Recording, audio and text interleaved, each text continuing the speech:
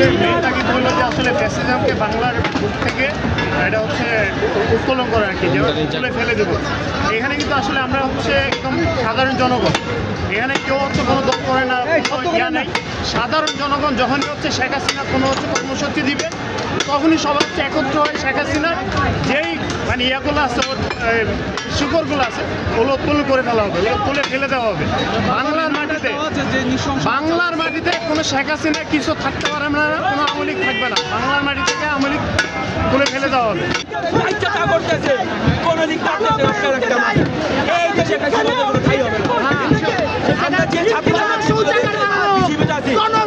আবু সাইদের রক্ত, মুগ্ধ রক্ত, লাখো শহীদের রক্তে বাংলাদেশ মুক্ত।